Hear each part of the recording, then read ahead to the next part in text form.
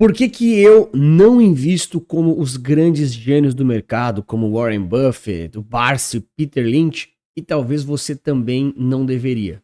Olha, é inegável que os maiores gênios do mercado têm e tiveram carreiras brilhantes como gestores de fundo, fazendo as próprias escolhas, ganhando muito dinheiro, seja lá por valorização de mercado ou por taxa de administração de fundos que eles geriam. E, claro que sim, eles têm algo a nos ensinar em diversos prismas. Mas nem por isso quer dizer que você deva copiar a estratégia deles ou que você vai conseguir fazer isso na sua plena totalidade. Em todas as áreas profissionais, existiram pessoas e existem pessoas com grandes capacidades muito acima da média. E é justo que elas sirvam de inspiração para você e que elas possam te ensinar alguma coisa sobre aquele nicho específico ou até mesmo sobre gestão de forma geral, para você usar isso ao seu favor e também melhorar como pessoa. Bom, mas comenta para mim se você investe como os grandes fazem ou faziam, ou se você tem uma estratégia um pouco mais tranquila, que é na prática o que eu faço. Então é indiscutível que as grandes lendas e os gênios do mercado tiveram resultados muito bons e eles têm todo o mérito do mundo. Mas qual que é o problema de você tentar replicar os maiores da história sem critério e sem tanta noção? Basicamente a história é sempre a mesma. Alguém fala para ti sobre eles e utilizam dos resultados que eles tiveram para justificar que aquele método é replicável ou que você vai conseguir fazer as mesmas coisas que eles fizeram, o que é totalmente possível, mas na média é improvável. Quando a gente está falando dos maiores da história, como Warren Buffett, dentre outros, eles tiveram retornos e resultados no mercado financeiro, além de estarem acima da média, também por terem capacidades acima da média. A gente sabe que basicamente aí 90% dos gestores perdem ali na média para os índices que são passivos, pegando aqui índices de forma geral. E quando a gente fala dos maiores da história, a gente fala nitidamente daqueles que conseguiram superar os 90%. E nem sempre eles conseguiram superar por muito longe. Às vezes sim, às vezes não. Mas quando a gente fala dessas pessoas, a gente está falando de exceções, não de regra. A grande realidade é que o resultado do investidor ele é composto por dois grandes fatores. O primeiro deles é a sua estratégia de investimento. É o método que você usa para fazer as suas escolhas, a definição das alocações, a compra e a venda dos ativos e os critérios que você efetivamente considera para compor a sua carteira para curto, médio e longo prazo, de acordo com o seu objetivo e perfil de risco. E o segundo fator é o comportamento. Quando a gente fala dos grandes gênios aí do mercado financeiro, esses caras, eles tinham esses dois fatores muito bem desenvolvidos e muito bem dominados. Então, o primeiro deles, que é a estratégia geral de investimento, ela é muito mais difícil de ser replicada. Quando a gente fala desses grandes gestores, grandes fundos que efetivamente conseguiram bater o mercado, que são já é a exceção, né? Para eles definirem as estratégias de investimento que conseguiram bater o mercado, eles tiveram muito estudo, muito sistema, muito mais equipe, análises avançadas, inteligência artificial, modelos sistemáticos. Fora que eles têm décadas de experiência e geralmente essas pessoas têm uma inteligência muito acima da média. E você também pode ter todas essas coisas, toda essa expertise, essa inteligência, a capacidade para tentar concorrer com eles, né? É praticamente como se você tivesse o próprio fundo, né? Mas na grande maioria das vezes, a pessoa física ela não tem tudo isso. Então é um pouco difícil você tentar replicar toda a estratégia sem ter toda a estrutura que esses caras têm. O segundo grande ponto poderia ser deixar o like e se inscrever no canal, mas é a questão do comportamento. Mas deixa o like e se inscreve no canal também, mas faz agora, não deixa para depois. O comportamento do investidor junto com a estratégia de investimentos é basicamente o que define aí o seu resultado.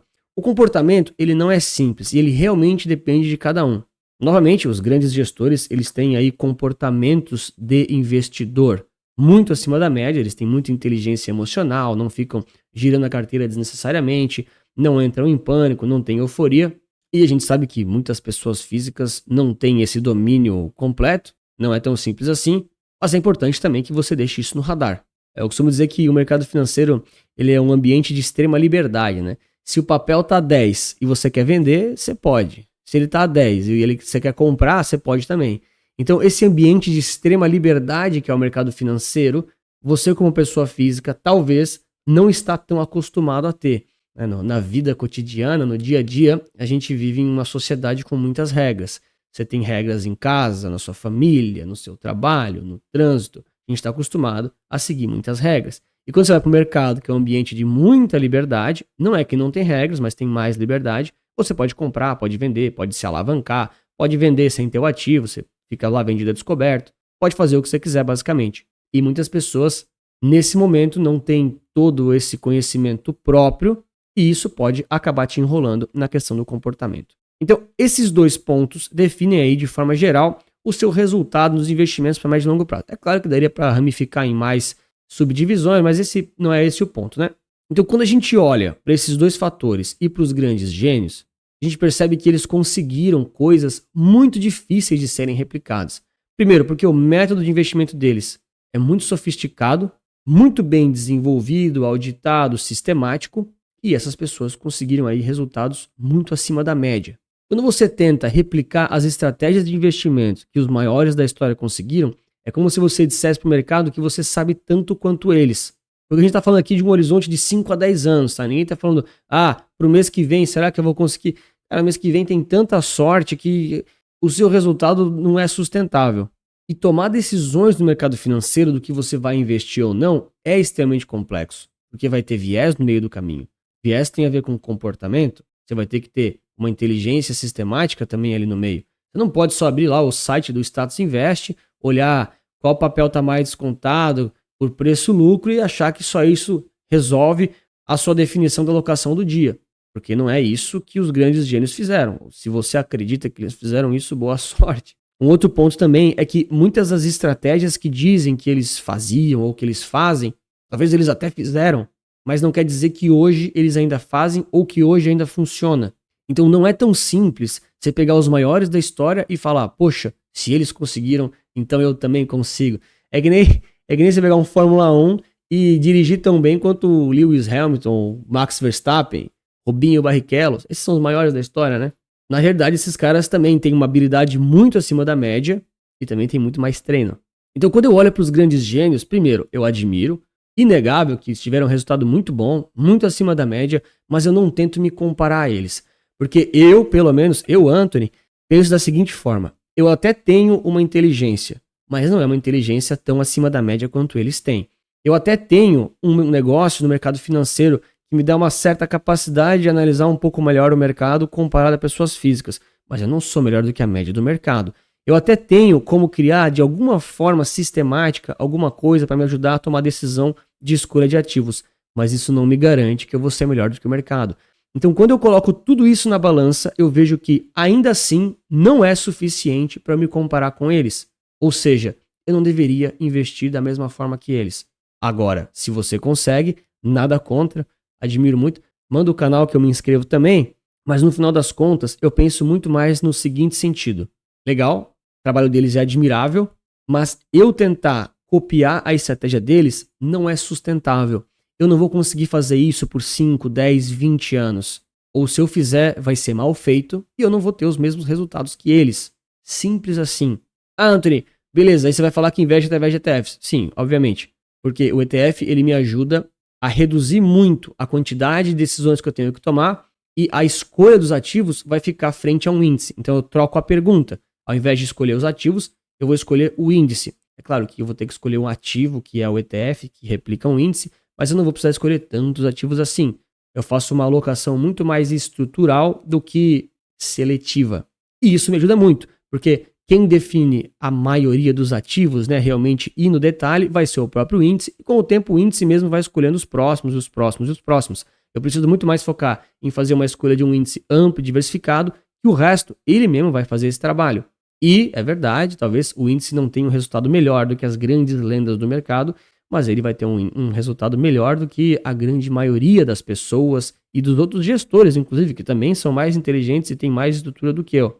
Então, é bom o suficiente porque dá um bom resultado com um custo muito baixo, sem me tomar muito tempo e sem me dar muito trabalho. Essa é a pergunta que a pessoa física tem que fazer.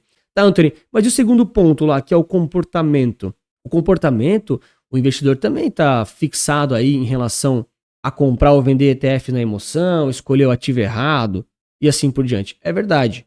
Se você tiver euforia ou medo, mas você compra ETF, você também está exposto a cometer erros e ser penalizado por isso pela sua própria carteira. Mas a tendência é que seja mais tranquilo você manter um comportamento razoável, estável e consistente quando você investe através de índices do que quando você faz muitas escolhas particulares, porque você tem mais confiança no seu método, você tem mais tranquilidade dessa forma. Você também geralmente tem menos drawdowns e menos volatilidade.